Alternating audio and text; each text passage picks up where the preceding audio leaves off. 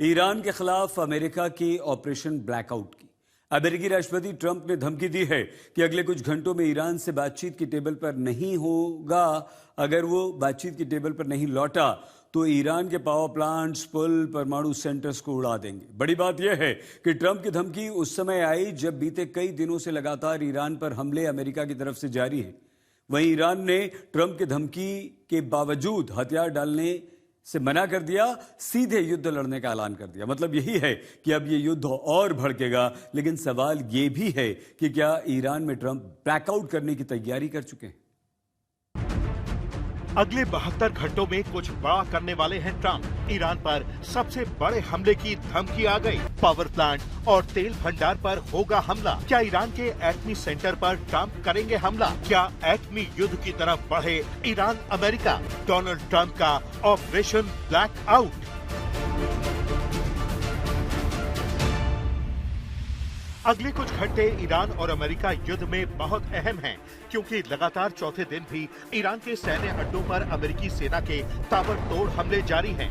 चुन कर हुर्मुज़ के आसपास ईरान के सैन्य ठिकानों पर अमेरिकी सेना की तरफ से भीषण बमबारी की जा रही है। यहाँ तक कि अमेरिकी सेना अब अपने समुद्री ड्रोन से ईरान के सैन्य अड्डों को निशाना बना रही है। बीते कुछ दिनों में अमेरिकी हमलों में ईरान में 30 से ज्यादा मौतें हो चुकी हैं, जबकि 260 से ज्यादा लोग जख्मी हैं। मतलब अमेरिकी हमले से ईरान में भारी तबाही का मंजर है। सवाल यही है कि अब आगे क्या होगा? क्या युद्ध और भड़केगा? क्या ईरान में बारूद से महाविनाश की तैयारी अमेरिकी राष्ट्रपति कर चुके हैं?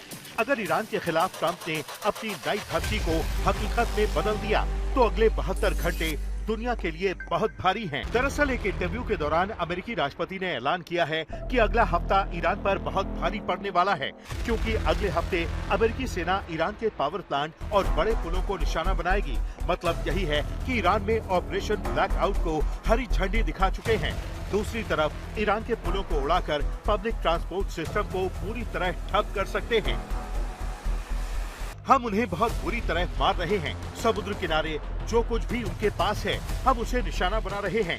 हुर्मुज़ हर हाल में खुला रहेगा, क्योंकि ये दुनिया की ऊर्जा सप्लाई के लिए बेहद अहम समुद्री मार्ग है।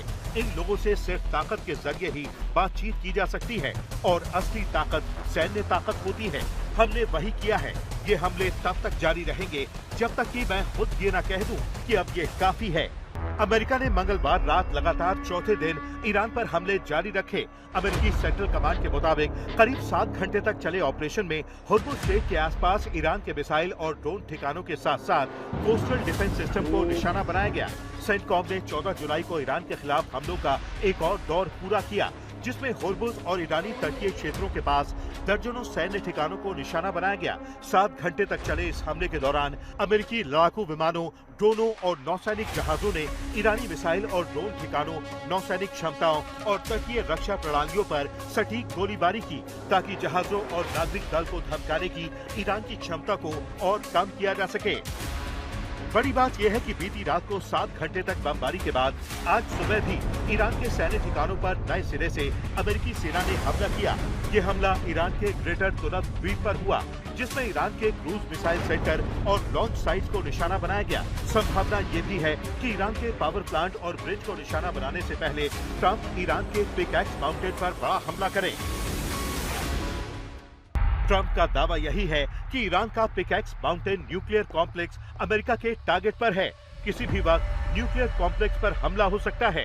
ट्रंप के निशाने पर ये परिसर क्यों है, समझिए। Pickaxe mountain nuclear complex Iran के नतांज न्यूक्लियर फैसिलिटी के पास पहाड़ के नीचे मौजूद है, यानी पूरी परमाणु साइट अंडरग्राउंड है। खबरों के मुताबिक ये साइट 100 मीटर मोटी चट्टानों के नीचे है, जहां पर एडवांस सेंट्रीफ्यूज बनाए जाते हैं। हालांकि अमेरिका को शक है कि इसी साइट का इस्तेमाल ईरान अपने यूरेनियम एनरिचमेंट के लिए भी कर रहा है। संभव है कि यहीं पर ईरान परमाणु हथियार बनाने की कोशिश में जुटा हो। लेकिन ट्रंप की मुसीबत यह है कि पिकैक्स माउंटेन न्यूक्लियर कॉम्प्लेक्स को अमेरिका अपने सबसे ताकतवर GBU-57 बंकर बस्टर बम से भी पूरी तरह तबाह नहीं कर सकता, क्योंकि पहाड़ की मोटी चट्टानों के नीचे ये साइट मौजूद है। मतलब यही है कि ट्रंप के दिमाग में इस वक्त हुर्मुज़ के साथ साथ ईरान के पावर प्लांट, ईरान के पुल और ईरान के परमाणु सेंटर की तस्वीरें घूम रही हैं। ईरान के परमाणु ठिकानों पर बीते साल भी अमेरिका ने हमले किए थे।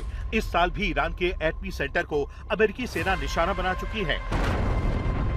तो क्या अमेरिका को लेकर ईरान की भविष्यवाणी सच हो सकती है? They did everything and they could not make any achievements. So they used fighter jets, they used missiles, they used actually ground operation, and they tried to steal the enriched uranium from Iran. In all of them they failed. Yes.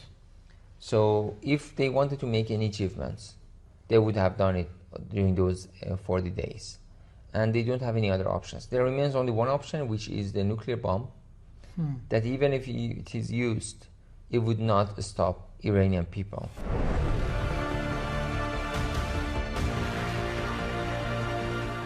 दूसरी तरफ Iran ने साफ कर दिया है कि वो Trump की धमकी के आगे नहीं झुकेगा।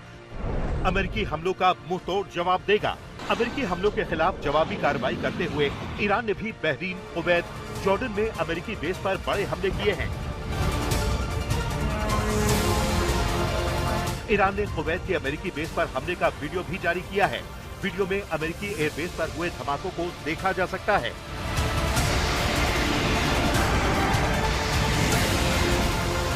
ठीक ऐसे ही ईरान ने बहरीन में अमेरिकी नौसेना की 5वीं फ्लीट के बेस पर बड़ा हमला किया है।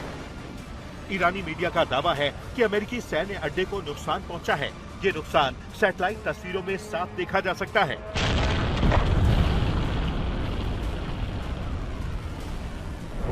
अब इस तस्वीर को भी देखिए। तेहरान के इनकलाब स्क्वायर में अमेरिकी राष्ट्रपति को निशाना बनाते हुए एक पोस्टर लगाया गया है। तस्वीरों में देख सकते हैं कि ट्रंप को अमेरिकी झंडे में लिपटे ताबूत में लेटा हुआ दिखाया गया है। इसके ऊपर बड़े अक्षरों में लिखा है, हम ट्रंप को मारेंगे। ये तस्वीरें गवाह हैं कि ईरान की हिट लिस्ट पर अमेरिकी राष्ट्रपति है। खुद ट्रंप दावा कर चुके हैं कि ईरान उन्हें मारने की साजिशें रच रहा है। ईरान पर अमेरिकी हमलों को लेकर ईरान के पूर्व विदेश मंत्री ने मिडिल ईस्ट में अमेरिकी सैन्य अड्डों पर जमीनी हमले और अमेरिकियों को बंधक बनाने का आह्वान किया है। पूर्व विदेश मंत्री और सांसद मनो चेहर मुत्ताकी मानते हैं कि अमेरिका के खिलाफ अब जमीनी युद्ध की घड़ी आ चुकी है। मेरा प्रस्ताव ये है कि हम इस क्षेत्र में स्थित अमेरिकी ठिकानों में से एक पर जमीनी हमला करें, 100 अमेरिकियों को पकड़े और उन्हें ईरान ले आएं। ईरान में अब पूर्व सुप्रीम लीडर अली खामेनी की मौत का बदला लेने की मांग लगातार उठ रही है। ईरान के चौक चौराहों पर ट्रंप को निशाना बनाने वाले पोस्टर और बैनर लगे हुए हैं।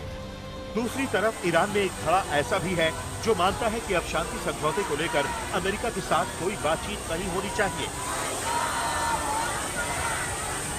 अब मिसाइल के साथ साथ मिडिल ईस्ट में अमेरिकी सैन्य ठिकानों पर ग्राउंड ऑपरेशन किए जाने चाहिए ताकि अमेरिकी सैनिकों को बंधक बनाकर अपनी मांगे ट्रंप से मनवाई जा सके। आज तक ब्यूरो।